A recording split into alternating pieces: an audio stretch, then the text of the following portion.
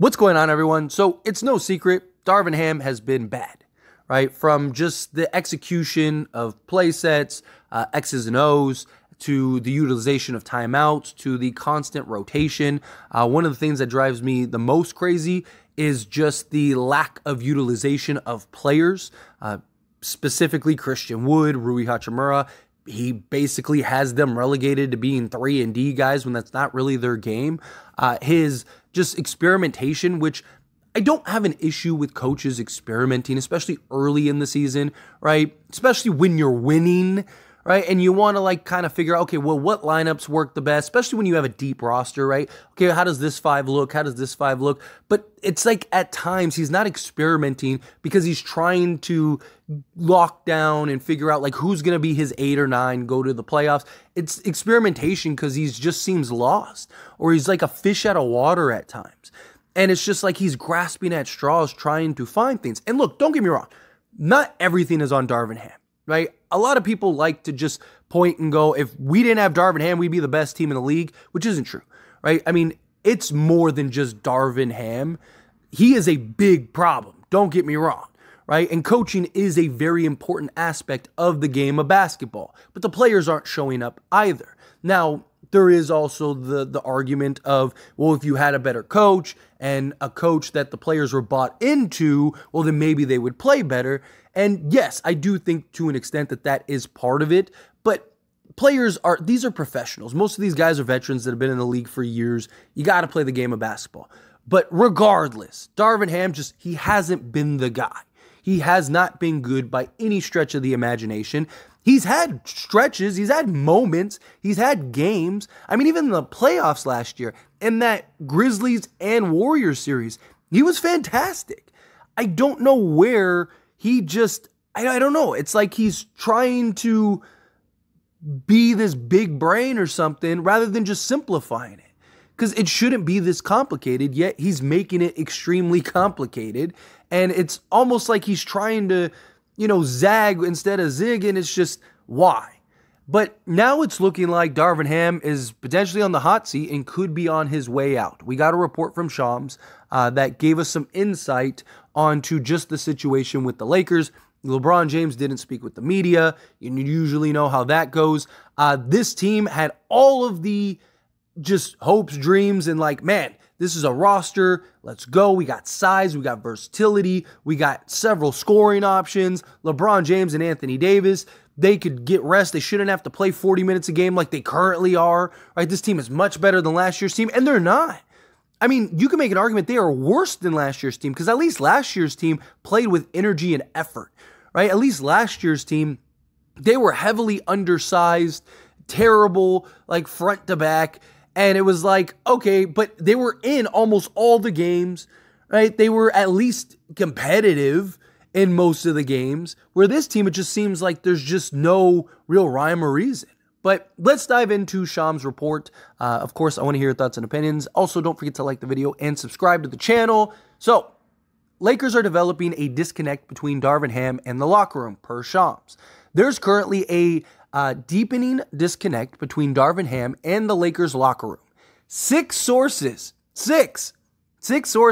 with direct knowledge of the situation say, raising questions about the head coaching's standings. The people spoke with The Athletic on conditions of anonymity so that they could speak freely on the matter. Those sources have described that the disjointedness between the coach and the team has stemmed from an extreme rotation and starting lineup adjustments recently from Ham, leading to a fluctuating rhythm for several players across the roster. So this isn't good.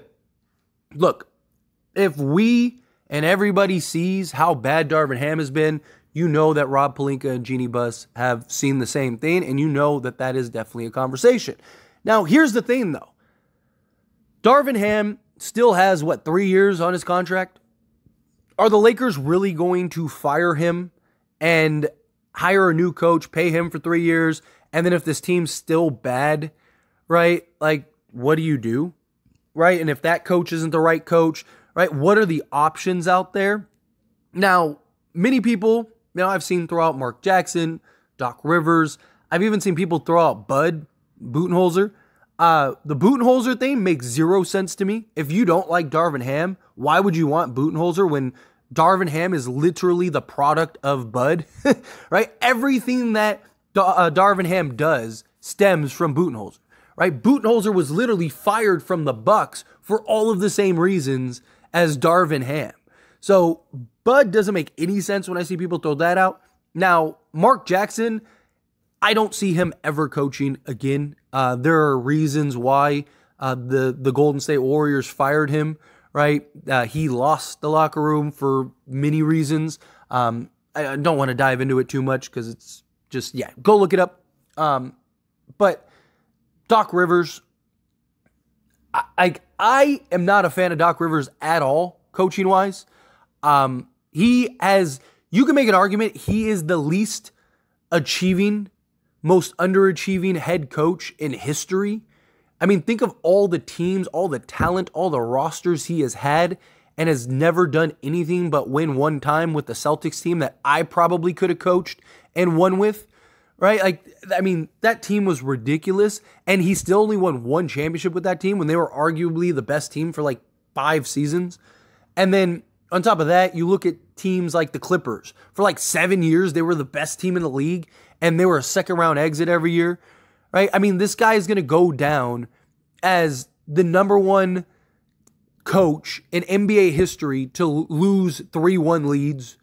He's going to go down as one of the most losing coaches in NBA playoff history, especially when you look at the talent compared to like teams that he's lost to and stuff. You want to talk about Darvin Ham not making adjustments and just doing questionable stuff? Doc Rivers is like one of the all-time greats in that regard, right? And look, he's beloved by many. He is definitely a respected person in the league. He is definitely a player coach. But Darvin Ham is all those things too, and that doesn't translate to success and winning. So it's like, one, do they fire Darvin Ham? If they do, there's not really anybody out there that makes sense right now that is available. And most teams don't hire a coach like mid-season and have success, right? Like there are like LeBron with David Blatt, right? Yeah, and then you went and switched with Ty Lue. But like outside of that, like who's been the coach in recent years that has had that situation happen and has led to championships or success? There aren't really any. And so it's like there's not really anybody available, right? Like, okay, well, could you do like Phil Handy, right?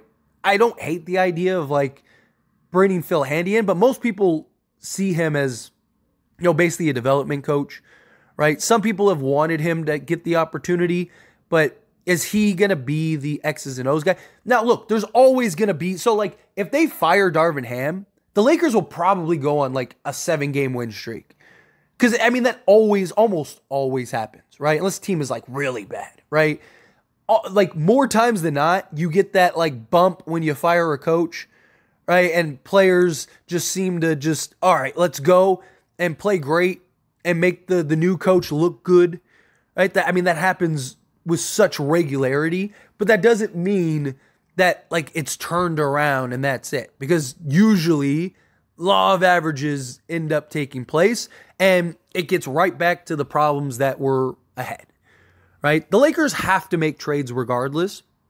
So it's, to me, you're almost better off unless things get really bad. Like if things start getting really bad, then yes, you have no choice. You got to let Darvin Ham go. But to me, it's like make the trades that you believe better this roster. Any trades that you make, you're probably going to have for the next several seasons anyway. And then if the Lakers underperform, then you make that a coaching change in the offseason. One, you wouldn't have to pay him as much money long-term to not coach. So it becomes an easier pill to swallow, right? And then you make that coaching change and you see who's available. You know, if that spot becomes open, you wouldn't be shocked if somebody, you know, is like, hey, like, let me get out of here or let me not renew my contract or whatever, go coach the Lakers. That's always a possibility. So I just think the Lakers are almost in a position where they have to keep Darvin Ham right now. And I just don't, because one, again, it's like, who do you replace him with?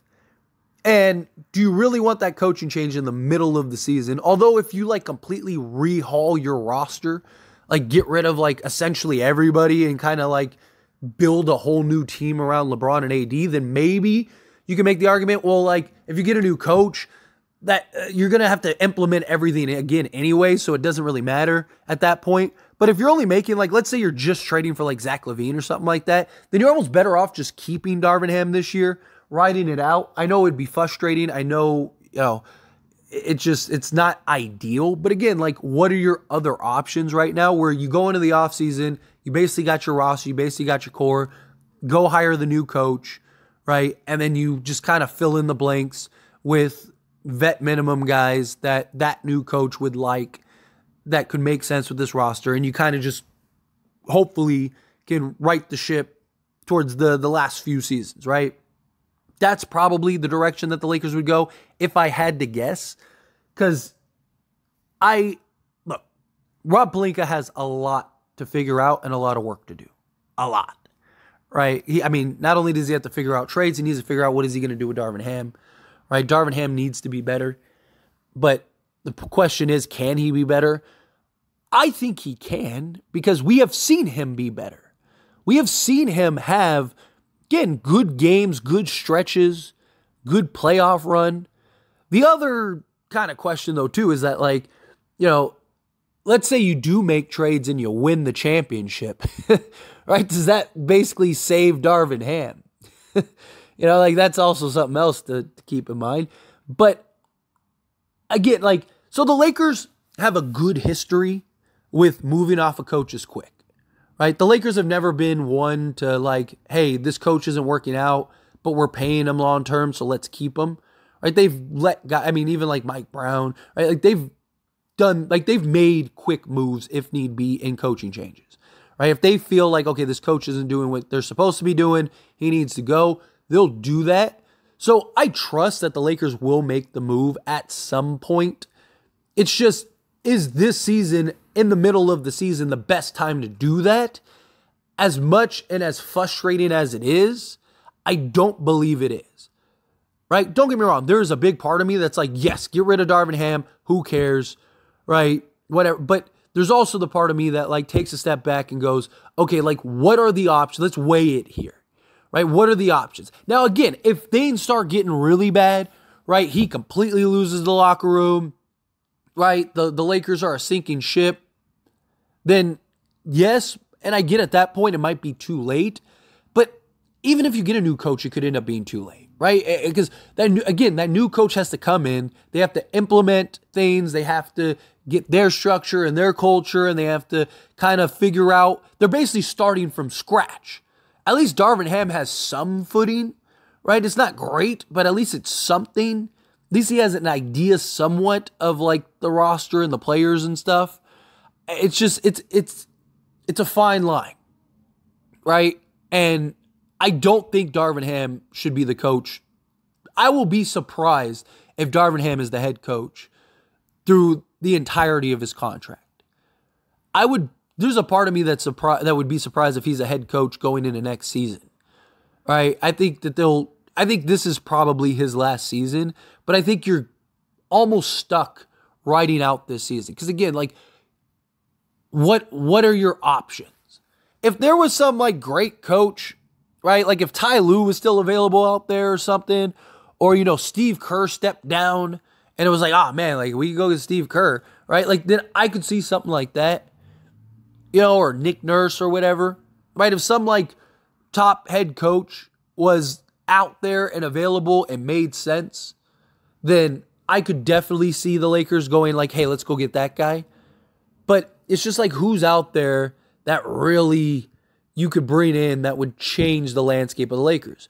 The only option that I could see if things get bad is them firing him and then, making one of the interns, one of the assistants an intern, right?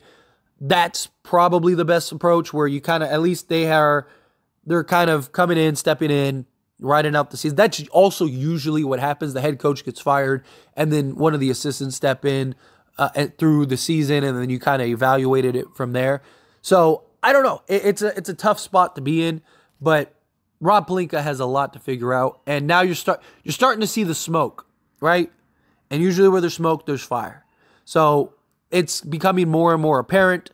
There's growing frustrations, and unless Darvin Ham and the Lakers just magically turn it around, I just don't see it. Look, I think Darvin Ham as an assistant coach, I think would be brilliant. There's no question he is excellent defensively at like utilizing guys on the defensive side, masking guys on the defensive side, getting guys to buy in. He's definitely a player's coach, right? He's good with the media, right? He's a guy that, so either A, you need to get a experienced head coach that understands the X's and O's and can kind of handle the ins and outs, right? And you get him on the bench with Darvin Ham, which was originally the idea. If you do something like that, then I think you can keep Darvin Ham as the head coach and just let Darvin focus on the defensive side of things and the media and stuff. But you kind of have that more experienced guy come in and kind of do the ins and outs of things, right? Or I think you just fire him and you go get that head coach. Right? Like, that's the only options. Or you demote him to an assistant. You say, hey, we'd love to keep you. We do like some of the stuff you do here, and we still want to pay you, so we'll pay you what we're paying you. We're just gonna have you accept an assistant coach. If you can find a head coaching job somewhere else, then fine, go ahead, go do it.